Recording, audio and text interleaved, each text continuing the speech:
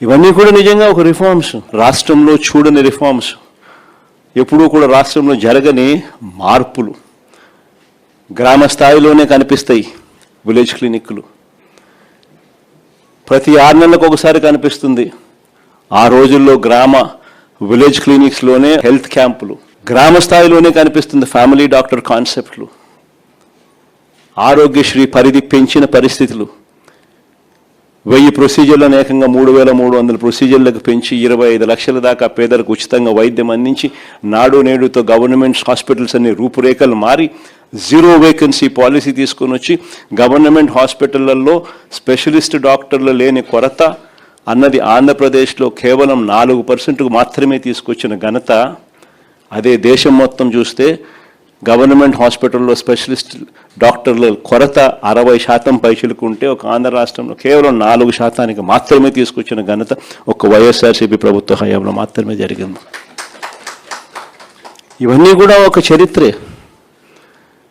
కళ్ళ ఎదుటే ఏ పంటకు గిట్టుబాటు ధర రాక రైతులందరూ రోడ్డు ఎక్కుతా ఉన్న ఈ 2.5 సంవత్సర పరిపాలన ఒకవైపున మనం చూస్తూ ఉండగా 5 సంవత్సరాల మన పరిపాలనలో ఏ రైతు రోడ్డు ఎక్కాల్సిన అవసరం లేకుండానే గ్రామ స్థాయిలోనే ఓ ఆర్బీకే, అందులో ఒక అగ్రికల్చర్ గ్రాడ్యుయేటు, రైతును చెయ్యి పట్టుకుని నడిపించే ఆర్బీకే వ్యవస్థ, ప్రతి ఎకరా ఈ క్రాపు, రైతులకు ఉచిత పంటల బీమా, ఆ ఈ క్రాప్తో ముడిపెట్టి ప్రతి ఆర్బీకే పరిధిలోనూ కూడా ఒక పోస్టర్, ఆ పోస్టర్లో గిట్టుబాటు ధరలు నిర్దేశించి ప్రింట్ కొట్టి పెట్టడం, ఏ పంటకు ఏ గ్రామంలో ఆ గిట్టుబాటు ధర రాకపోయినా కూడా వెంటనే ఆర్బీకే పరిధిలో ఉన్న ఆ ఆర్బీకే అసిస్టెంట్ సీఎం యాప్ అని continuous monitoring of agricultural price and procurement అని యాక్టివేట్ చేయడం, జాయింట్ కలెక్టర్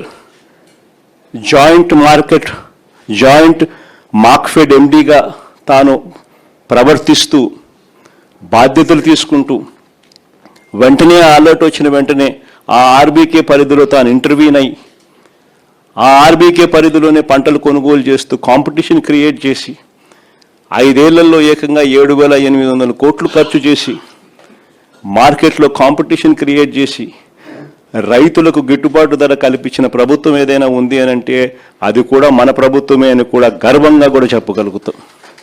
ఇవన్నీ కూడా రూపురేఖలు మార్చే సంస్కరణలు, కళ్ళ ఎదుటే ప్రతి గ్రామంలోనూ కనిపిస్తూ ఉన్న సంస్కరణలు. సుపరిపాలన అయితేనేమి, మహిళా సాధికారత అయితేనేమి, స్కూల్స్ అయితేనేమి, విద్య అయితేనేమి, వైద్యం అయితేనేమి, ఇవన్నీ కూడా ఎప్పుడు జరగని విషయాలు. కళ్ళెదుటే రాష్ట్రంలో 17 కొత్త మెడికల్ కాలేజీలు, కళ్ళెదుటే రాష్ట్రంలో కొత్తగా 4 పోర్టులు, కళ్ళెదుటే రాష్ట్రంలో కొత్తగా 10 ఫిషింగ్ హార్బర్లు, కళ్ళెదుటే కొత్తగా కర్నూలులో కొత్త ఎయిర్పోర్టు, కడపలో కొత్త ఎయిర్పోర్టు, విశాఖపట్నంలో ఇంకొక కొత్త ఎయిర్పోర్టు కళ్ళెదుటే కనిపిస్తూ ఉన్నాయి. ఇవన్నీ కూడా శ్రీకాకుళం లాంటి మారుమూల జిల్లాలలో మొట్టమొదటిసారిగా డయాలసిస్కు వైద్యం చేసిన ప్రభుత్వం ఏదైనా ఉందని అంటే ఒక వైఎస్ఆర్సీపీ ప్రభుత్వ హయామే.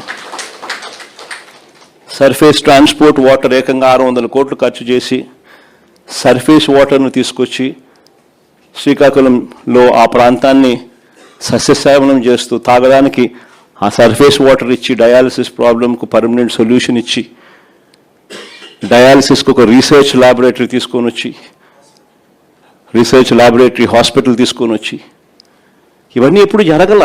ఇంతగా ఒక సమస్యల మీద ధ్యాస పెట్టి ఆ సమస్యలకు పరిష్కారం వెతుకుతూ సొల్యూషన్స్ ఇచ్చిన ప్రభుత్వం దేశ చరిత్రలో బహుశా ఏదైనా ఉందో లేదో నాకైతే తెలియదు, కానీ ఆంధ్ర రాష్ట్రంలో మాత్రం ఒక వైఎస్ఆర్సీపీ ప్రభుత్వం మాత్రమే చేసిందని మాత్రం గర్వంగా చెప్పగలుగుతాం. ఇలాంటి 5 సంవత్సరాల మన పరిపాలన, మరోవైపున చంద్రబాబు నాయుడు గారి 2.5 సంవత్సర పరిపాలన. చంద్రబాబు నాయుడు గారు అన్న మాటలు అప్పట్లో జగన్ చేసేటివన్నీ చేస్తాను, జగన్ చేసేటివి కాక ఇంకా అదనంగా ఇవన్నీ ఇస్తాను అని చెప్పిన మనిషి. మనం చెప్పిన ప్రతి పథకము కూడా, మనం చేసేటివన్నీ కూడా ఆయన 3 ఎక్కువ చేస్తానన్నాడు. మనం అమ్మఒడి 15,000 ఇస్తామంటే ఆయన ఇంట్లో ఎంతమంది పిల్లలు ఉంటే అంతమందికి 15,000 అన్నాడు.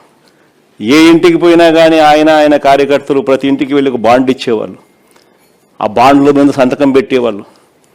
ఆ బాండ్ల మీద వీళ్ళిద్దరు ఫోటోలు ఉండేటివి. నేను పవన్ కళ్యాణ్ ఇద్దరం మేము ప్రమాణం చేసి చెప్తా ఉన్నాము, ఇవన్నీ మీకు అందరికీ వర్తిస్తాయి. సినిమా స్టార్ట్ జూన్ 2024 అని చెప్పి డేట్ కూడా. ఇంటింటికి ఎవరింటికి పోయినా కూడా జగన్ 15,000 కదమ్మా ఇస్తా ఉన్నాడు అమ్మఒడి కింద. మీ ఇంట్లో ఎంతమంది అమ్మ పిల్లలు? ఒకరా, ఇద్దరా, ముగ్గురా, నలుగురా? నీకు 15,000, నీకు 15,000, నీకు 15,000 స్టార్ట్.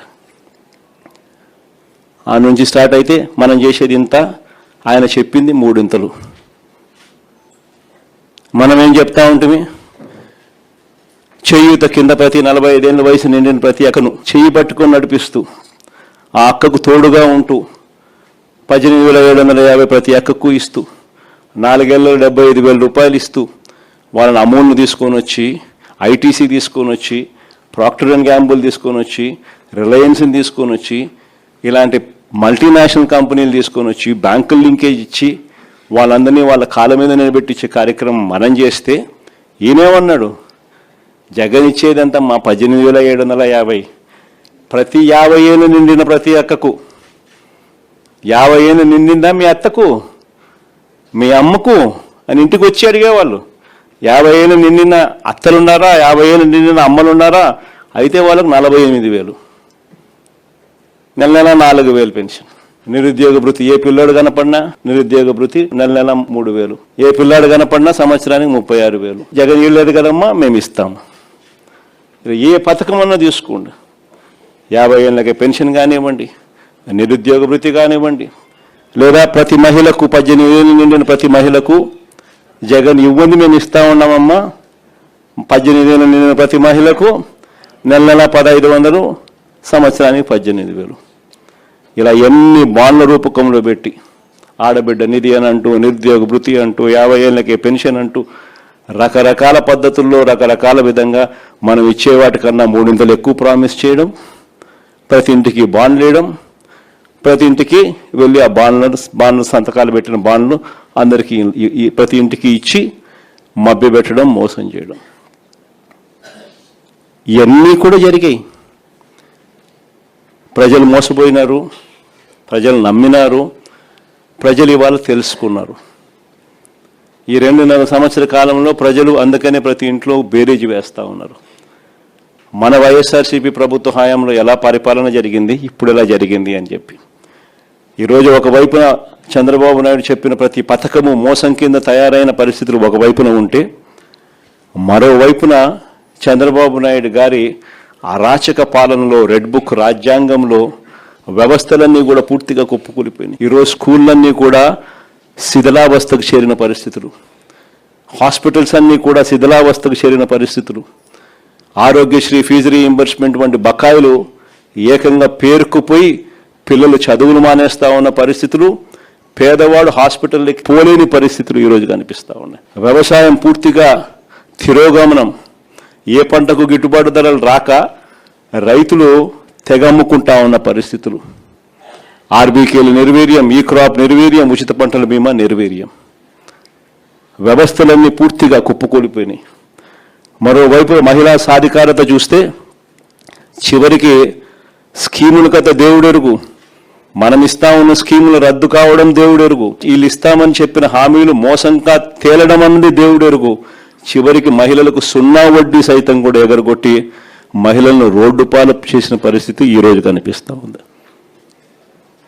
ఇవన్నీ ఒకవైపున కనిపిస్తూ ఉన్నాయి. మరోవైపున చూస్తే ఎవరైనా క్వశ్చన్ చేస్తే, ఎవరైనా ప్రశ్నిస్తే వినిపించేది ఏమిటి అని అంటే కేసులు, అవి అక్రమ కేసులు.